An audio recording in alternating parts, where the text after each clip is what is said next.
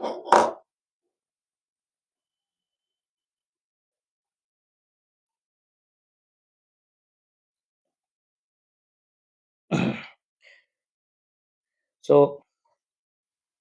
Paper को discuss करते हैं। आज 12th के फुल सिलेबस का है टेस्ट, तो चलिए स्टार्ट करते हैं।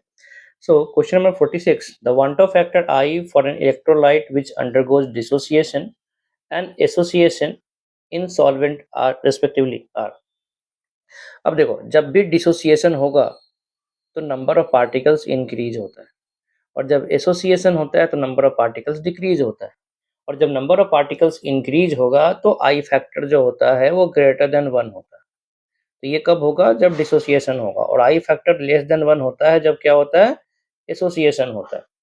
ठीक है, तो पहले में हो जाएगा आई ग्रेटर देन 1 और दूसरे में हो जाएगा लेस देन 1, मतलब आंसर हो जाएगा A. 47, Raoult's law is obeyed by each constituents of a binary liquid solution. तो राउट्स लॉ जो है वो तब वैलिड होता है जब सॉल्यूशन मेरा क्या होगा? आइडियल होगा। और आइडियल तब होता है जब solid solid interaction, solvent solvent interaction and solute solvent interaction similar होते हैं। तो हमें ऐसे ऑप्शन ढूंढने पड़ेंगे जिसमें इंटरेक्शन सिमिलर हो। तो force of attraction between like molecules मतलब सॉलिड सॉलिड हो सकता है या सॉल्वेंट सॉल्वेंट हो सकता है, are identical with those between unlike molecules. ठीक है, आइडेंटिकल किसके जैसा? Unlike molecules. अनलाइक मतलब एक सॉलिड और एक सॉल्वेंट, मतलब सॉलिड सॉल्वेंट। इसका आंसर क्या हो जाएगा? सी हो जाएगा। 48, 60 gram of urea was dissolved in 9.9 moles of water. If vapor pressure of pure water is P naught, the vapor pressure of solution is। तो फॉर्मूला अपने पास क्या है? P naught minus PS by P naught is equal to mole fraction. 6 gram urea का मतलब कितना हो गया? 0.1 मोल हो गया। सो 0.1 डिवाइडेड बाई 10, यही है। तो इसमें आप PS को सॉल्व करो, आपको PS ही तो चाहिए, तो वो कितना आ जाएगा आपको? 0.99 P नॉट आ जाएगा, मतलब 48 का आंसर क्या हो जाएगा? डी आ जाएगा। मैंने सॉल्व किया हुआ है, ये आपका आ जाएगा। 49, two liquids A and B have vapor pressure in the ratio P naught is to P naught B is 1:3 at a certain temperature. Assume A and B from an ideal solution and the ratio of mole fraction of A to B in vapor phase is 4:3. Then mole fraction of B in solution पूछा है, मतलब liquid phase में पूछा है। तो liquid में mole fraction XA और XB मान लेते हैं, ये लिक्विड फेज में है। ठीक है, और वेपर फेज में उसको मैं YA एंड YB मान लेता हूँ। तो YA बाई YB दिया हुआ है, ये वाला। So YA is to YB is equal to 4:3 दिया हुआ है, और ये रेशियो हो जाएगा P naught A into XA divided by P naught B into XB। ये रेशियो बैठा होगा तो यही आएगा, इक्वल टू 4/3। और P naught A by P naught B दिया हुआ है क्वेश्चन में कितना? 1:3। So XA by XB is equal to 4/3 into 3। और XB को हम क्या लिख सकते हैं? हमें क्या निकालना है? XB निकालना है। तो XA को क्या लिख सकते हैं? 1 minus XB by XB is equal to 4। मतलब ये हमें XB कितना आ जाएगा? XB हमें आ जाएगा 1/5 आ जाएगा। तो 1/5 का आंसर क्या हो जाएगा? A। यहाँ से हम XB इक्वल टू कितना आने वाला है? 1/5 आने वाला है। 50, for 1 molar solution of each compound, maximum freezing point will be assuming complete ionization। maximum freezing point पूछा है। तो जब कोई सॉल्यूट आता है नॉन वोलेटाइल तो फ्रीजिंग पॉइंट में क्या होता है? डिप्रेशन होता है। तो मैक्सिमम फ्रीजिंग पॉइंट तभी होगा जब आपका वांटो फैक्टर जो होगा वो लो होगा। अब जैसे यहाँ पे वांटो फैक्टर 4 है, यहाँ पे वांटो फैक्टर 3 है, यहाँ पे वांटो फैक्टर 2 है, और यहाँ पे वांटो फैक्टर जो है वो 1 है।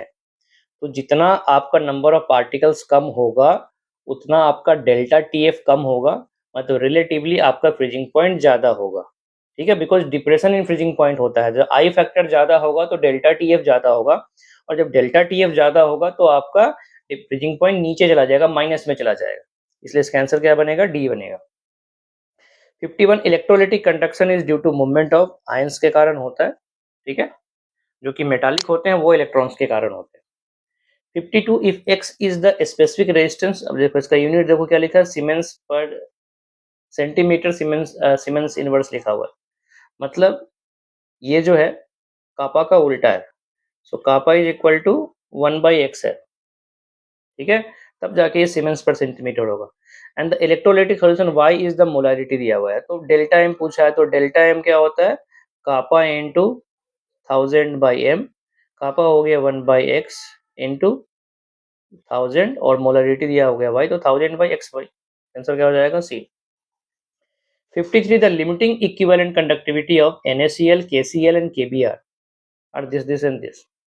ठीक है, अब देखो इसमें क्या है पॉइंट, मैं थोड़ा जगह देके बनाता हूँ यहाँ पे। हाँ, तो NaCl आप ऐसा सोच लो कि Na प्लस और Cl माइनस का मोलर कंडक्टिविटी का सम कितना हो जाएगा, 126.5। ठीक है, दूसरा है KCl, मतलब K प्लस का मोलर कंडक्टिविटी और Cl माइनस का मोलर कंडक्टिविटी कितना हो जाएगा, 150। ठीक है, और तीसरा आपके पास है KBr, मतलब K plus and Br minus का मोलर कंडक्टिविटी कम जो है वो है 151.5। सबका यूनिट सेम ही है। अब मेरे से पूछा है कि अगर ionic conductance, limiting equivalent ionic conductance of Br, अच्छा सॉरी, सब में इक्विवेलेंट ही है, तो इन सबको भी मैं इक्विवेलेंट ही बोलूंगा। ठीक है, ये सब इक्विवेलेंट ही है। अब क्वेश्चन में क्या है कि Br माइनस का दिया हुआ है 78, तो अगर मैं यहाँ पे 78 पुट करूंगा तो मुझे क्या निकल जाएगा, लैम्डा ऑफ K प्लस निकल जाएगा, और लैम्डा ऑफ K प्लस हो जाएगा ये 78, मतलब उधर हो जाएगा 51.5 और इधर होगा 22, तो 70 ये हो जाएगा तुम्हारा 73.5 हो जाएगा। ठीक है, अब जब मुझे K प्लस पता चल गया तो इस डाटा को मैं यहाँ पे पुट कर देता हूँ, तो यहाँ से मुझे क्या निकल जाएगा, Cl माइनस निकल जाएगा, तो Cl माइनस हो जाएगा 150 माइनस 73। तो अगर 75 होता तो डायरेक्टली 75 ही बचता, इसमें 1.5 ऐड कर, तो क्या हो जाएगा 76.5 हो गया। और इस डाटा को अब मैं यहाँ पुट कर दूंगा तो Na प्लस निकल जाएगा, तो ये कितना आ जाएगा, 50 आ जाएगा। ठीक है, तो इसका आंसर क्या हो जाएगा, डी। मतलब बेसिकली 3 इक्वेशन था, तो इसमें से एक इक्वेशन का एक वेरिएबल दे दिया था, तो वैसे ही करके 3 बार हमें इक्वेशन सॉल्व करना है। 54 in the electrolysis of copper sulfate solution, how many gram of copper are plated out on the cathode in the time that it takes to liberate 5.6 liter of O2। ठीक है, तो basically number of equivalent क्या होना चाहिए, same होना चाहिए। देखो Cu2 plus है, मतलब कॉपर का जो n फैक्टर होगा वो 2 होगा, और O2 का जो n फैक्टर होता है वो 4 होता है। तो लॉजिक सिंपल है, दोनों का नंबर ऑफ इक्विवेलेंट क्या होना चाहिए, सेम होना चाहिए। अच्छा, यहाँ पे उसने वेट लिखा है। ठीक है, तो number of equivalent of copper sulfate is W by equivalent weight is m/2, that is 63.5 into 2। ठीक है, और number of equivalent of O2, तो उसका नंबर ऑफ मोल क्या हो जाएगा, 5.6, अच्छा STP लिखा हुआ है यहाँ पे, डिवाइडेड बाई 22.4 into 4, ये हो गया 1। सो वेट इज इक्वल टू 63.5/2, जो कि मेरा हो गया 31.75, मतलब 54 का आंसर क्या हो जाएगा, ए हो जाएगा।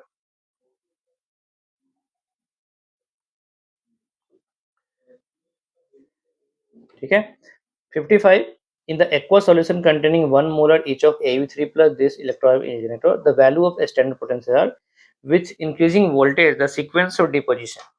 ठीक है, देखो तो डिपॉजिट कटायंस की बात करें, कैथोड पे बात करें, तो डिपॉजिट पहले वो होगा जिसका रिडक्शन पोटेंशियल वैल्यू क्या होगा, ज्यादा होगा।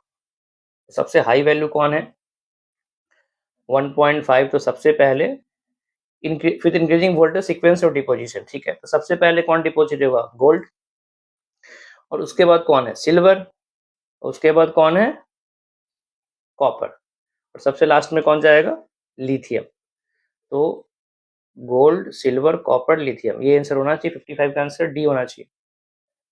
एक मिनट,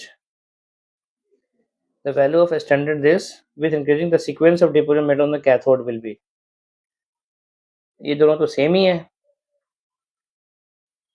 अब एक पॉइंट ये बोल सकते हैं कि लिथियम इतने आसानी से रिड्यूस नहीं होगा, बिकॉज ये निगेटिव में है, इसके पहले कौन रिड्यूस होगा, H प्लस होगा। इस लॉजिक पे ये आंसर बेटर हो जाएगा, तो 55 का आंसर सी हो जाएगा।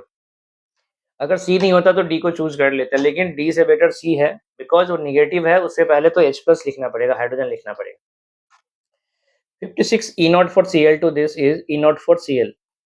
तो बेसिकली यहाँ पे E नॉट जो है आपने इक्वेशन को उल्टा किया है, तो इक्वेशन को उल्टा किया है तो आपको वैल्यू तो सेम ही रहेगा, बस साइन उल्टा हो जाएगा। तो 1.6 जगह पे क्या हो जाएगा -1.66, बिकॉज यहाँ पे Cl2 से Cl है, यहाँ Cl माइनस से Cl2। इक्वेशन को मल्टीप्लाई करोगे उसे डेल्टा जी को फर्क पड़ेगा, ई नॉट को फर्क नहीं पड़ता है। At equilibrium E cell is 0 and delta G is 0। तो ये आंसर होगा 58। A reaction is 50% complete in 2 hours and 75% in 4 hours। तो देखो इक्वल टाइम में इक्वल परसेंटेज हो रहा है, मतलब 75% जो है T 75% वो है 4, that is 2 times of T 50%। ये रिलेशन फर्स्ट ऑर्डर का होता है, तो आंसर क्या हो जाएगा ए। 59 for a reaction between A and B, the order with respect to A is 2 and order with respect to B is 3, तो rate equal to K into A to the power 2 and B to the power 3, ऐसा कुछ है। The concentration of both A and B are double, दोनों को double किया तो यहाँ पे हो जाएगा 2a² into 2 to the power 3 into K into A² into B to the power 3। ये तो पहले जैसा ही है। ये क्या हो जाएगा 4 इंटू 8 मतलब 32 टाइम्स हो जाएगा। तो 59 का आंसर क्या हो जाएगा सी। 60 the activation energy of a reaction can be determined from the slope of which of the following graph। तो ln k वर्सेस 1/t से हो सकता है।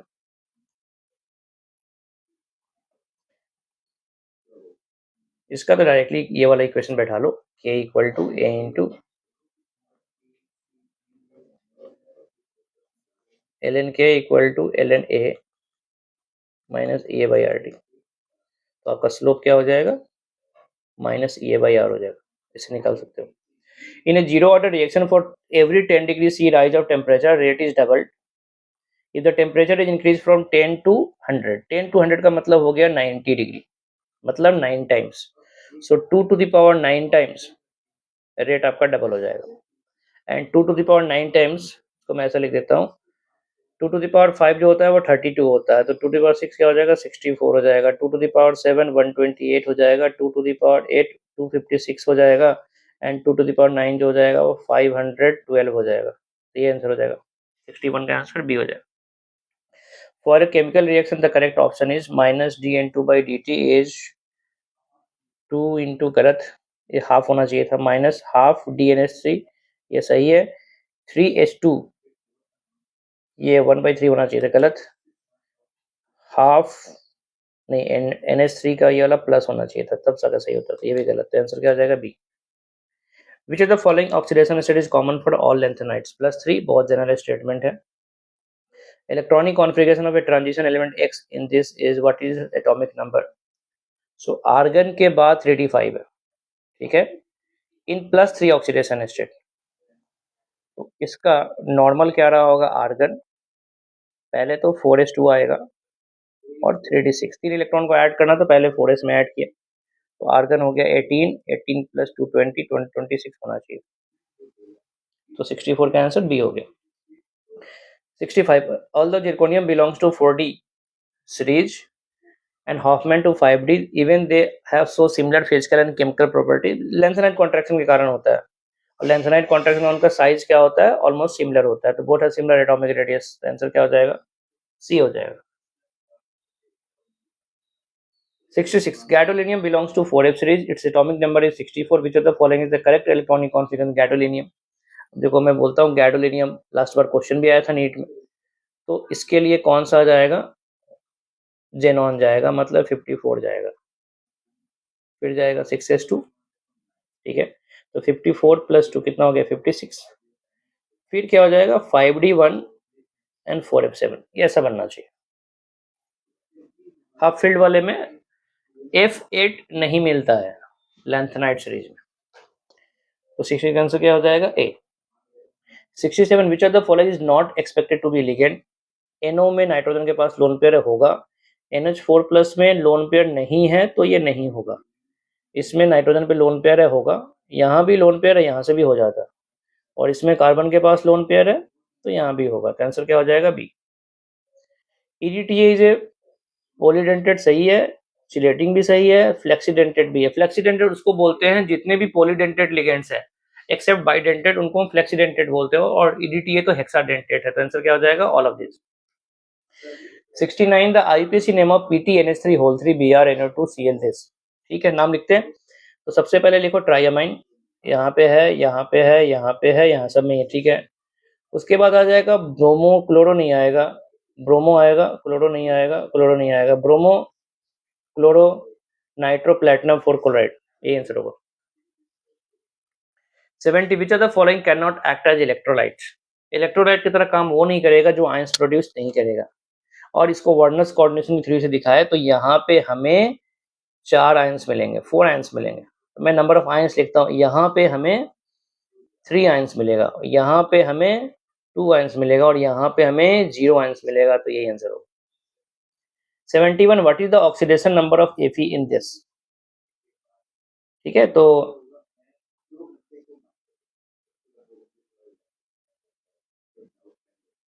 इस कंपाउंड में मैं पहले ही बोला है, यहाँ पे याद रखना पड़ता है, इन नाइट्रोप्रिसाइड टाइप का कुछ है, इसमें NO पे प्लस होता है और ओवरऑल +2 है, मतलब Fe पे भी कितना होगा? +1 होगा। तो ये याद रखना पड़ेगा इस कॉम्प्लेक्स में। Inner orbital complex which is paramagnetic. Inner का मतलब डी अंदर वाला, तो NiCN5 3- FeCN6 4-।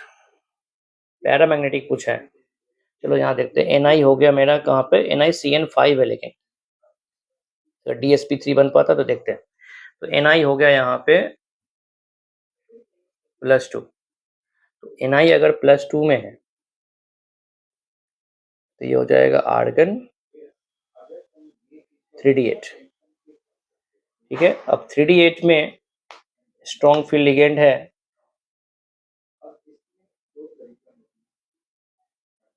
इसमें तो इनर नहीं हो पाएगा, इसमें तो फिर आपको sp3d ही जाना पड़ेगा, बिकॉज इसमें हो नहीं पाएगा। इसका आंसर रेडीमेड टाइप ही है, क्लास में आपको सॉल्व भी करा, D2sp3 होगा। इनर है लेकिन ये डायमैग्नेटिक है। अब यहाँ पे FeH2 होल फॉर बाहर में +2 है, तो ये वाला कॉम्प्लेक्स है, इसमें आयरन +1 में है, आयरन +1 में है, मतलब ये हो जाएगा 4s1 3d6। अब वाटर जो है वीक फील्ड लिगेंड है, तो मेरे हिसाब से तो ये इनर नहीं हो पाएगा, तो ये sp3d2 ही होना चाहिए। अब यहाँ पे Fe3 ये होता है D2sp3, और ये पैरामैग्नेटिक भी होगा, बिकॉज आयरन इसमें 3d5 है, 3d5 में पेयरिंग करने के बाद भी एक इलेक्ट्रॉन बच जाएगा। 73 NiCl4, NiCl4 होता है sp3 होता है। ठीक है, और NiCl4 में Ni2+ है, तो पेयरिंग तो होगा नहीं, तो इसमें 2 अनपेयर्ड इलेक्ट्रॉन होगा, पैरामैग्नेटिक होगा, 2 अनपेयर्ड इलेक्ट्रॉन होगा। और NiCN4 2- में ये हो जाएगा, ये DsP2 होगा। ठीक है, और इसमें डायमैग्नेटिक होगा, और इसमें 0 अनपेयर्ड इलेक्ट्रॉन। तो क्या क्या लिखा हुआ है? ज्योमेट्री तो नहीं होगा, मैग्नेटिक नेचर भी नहीं होगा, हाइब्रिडाइजेशन भी नहीं होगा, तो प्राइमरी वैलेंसी ये बचता है। देखो प्राइमरी वैलेंसी क्या होता है? ऑक्सीडेशन स्टेट, दोनों में निकल जो है वो +2 ऑक्सीडेशन स्टेट में है, तो प्राइमरी वैलेंसी और ऑक्सीडेशन स्टेट, तो ये आंसर बनेगा। The degeneracy of D orbital lost under strong field ligand. Weak field ligand में नहीं होता है, मिक्स्ड फील्ड में हो जाता है, स्ट्रॉन्ग और वीक में भी हो जाता है, चिलेटिंग लिगेंड्स में भी होता है। ठीक है, तो 1 3 4 है कोई ऐसा ऑप्शन? 1 3 4, तो मुझे बेटर ऑप्शन तो बी लग रहा है।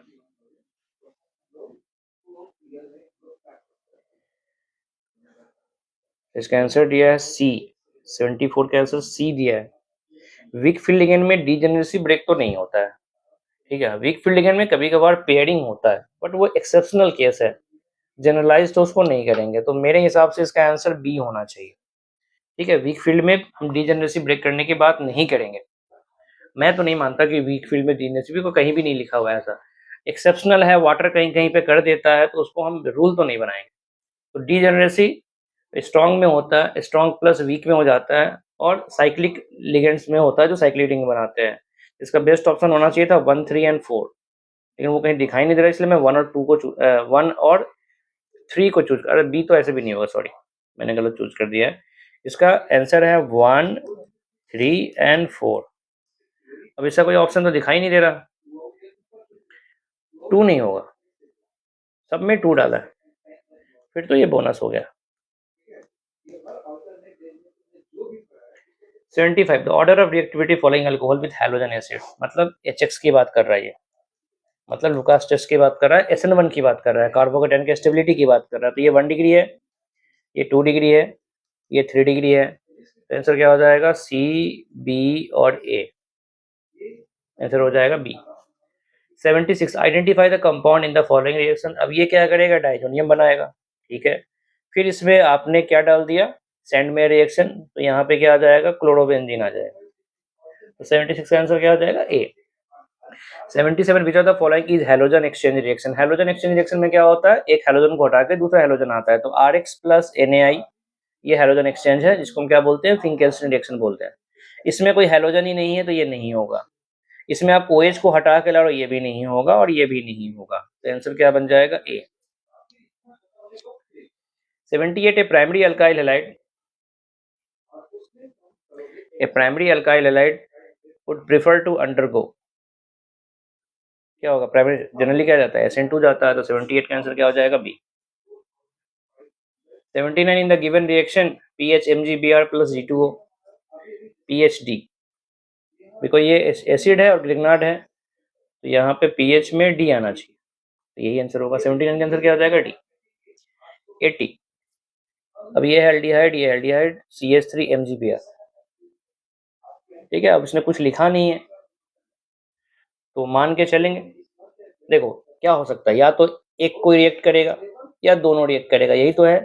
तो एक रिएक्ट वाले में एक अल्कोहल और एक एल्डिहाइड वाला तो कोई ऑप्शन ही दिखाई नहीं दे रहा, तो फिर आंसर क्या बनता है, बी हुआ। यहाँ पे एक ये हो सकता था कि एक अल्डिहाइड बच गया, अगर मोल उसका लिमिटेड लिखा होता तो, और ये बन जाता CH2OH, पहला।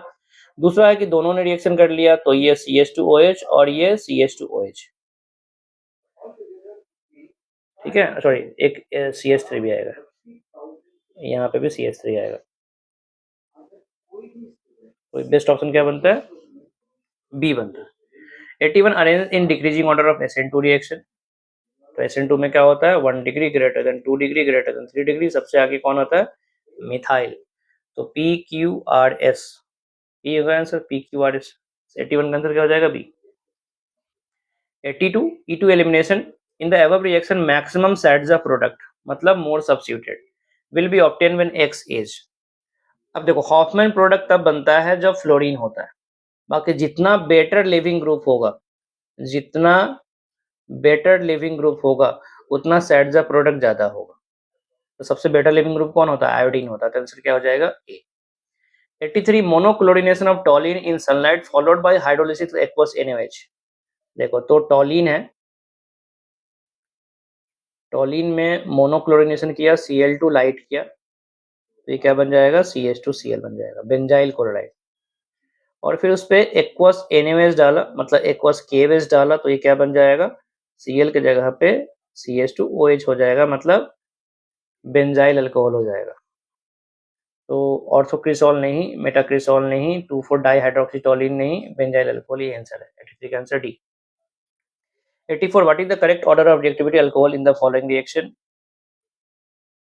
ऊपर में HX के नाम से पूछा था, यहाँ पे वही पूछ रहा है, तो क्या हो जाएगा, 3 डिग्री, 2 डिग्री और 1 डिग्री, बिकॉज मैकेनिज्म कौन होता है, SN1 होता है। 85 make the correct order of decreasing acidic strength of the following compound, ठीक है, सब में अल्कोहल ही है, यहाँ पे इसने -R लगाया, इसने -I लगाया, बिकॉज मेटा पोजिशन पे है, यहाँ पे इसने -I लगाया और यहाँ पे उसने +R लगाया। विड्रॉइंग ग्रुप वाले एसिडिकेशन बढ़ाते हैं, मतलब सबसे ज्यादा कौन होगा, 2, और उसके बाद कौन होगा, अब OCH3 और NO2 में NO2 का -I ज्यादा होता है, तो 2 के बाद 4 आया, 4 के बाद 3 आया, फिर 1 आएगा, बिकॉज ये तो डोनेटिंग है, सबसे पीछे जाएगा, तो 2 4 3 1 5 आंसर बन जाएगा बी। 85 का answer B. 86 in the reaction the product. अब देखो ईथर का रिएक्शन है HBr के साथ, तो मैंने साफ साफ बोला था आप लोगों को क्लास में कि जब भी ईथर ग्रुप बेंजीन रिंग से डायरेक्टली अटैच्ड हो जाए इसको मत तोड़ना। एक चीज तो फिक्स है यहाँ पे कि यहाँ पे एक तो फिनॉल बनेगा और दूसरे वाले पार्ट से हेलोजन अटैच कर लो तो क्या बन जाएगा, CH3Br बनेगा। तो HCl का आंसर क्या हो जाएगा, डी हो जाएगा। 87 Hofmann bromamide degradation reaction is shown by, कौन होता है, primary amines, sorry Hofmann amides, sorry amides, तो कौन होगा, ये एमाइड ArCH2 CONH2 एमाइड देता है, अमाइंस नहीं देता, उसका प्रोडक्ट अमाइंस होता है। 37 का आंसर क्या हो जाएगा, B. The correct increasing order of basic strength for the following compound, तो ये क्या लगा दिया -R और ये क्या लगा दिया +H, तो ये डोनेटिंग वाला इंक्रीज करेगा, ये डिक्रीज करेगा और ये रेफरेंस हो गया। आंसर क्या हो जाएगा 312 मतलब आंसर क्या हो जाएगा 88 का आंसर डी हो गया। 89 which of the following reagents would not be a good choice for reducing an aryl nitro compound to an amines, मतलब NH2 NO2 को हमें एनिलीन में कन्वर्ट करना है, ये काम H2 कर सकता है, LiLH4 नहीं करेगा।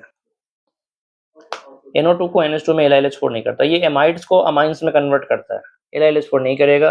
FeHCl RN scrap plus HCl and SN plus HCl दोनों करता है, तो आंसर क्या हो जाएगा, not be a good choice, मतलब LiLH4 सुटेबल नहीं है उसके लिए, आपके पास ये सब ज्यादा बेटर है।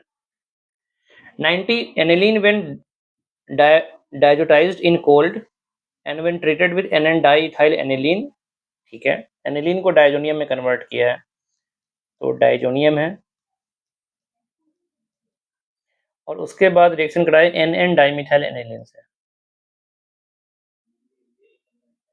NN डाइमिथाइल गिव से कलर्ड प्रोडक्ट, उस केस में क्या हो जाएगा, यहाँ पे कपलिंग रिएक्शन होगा,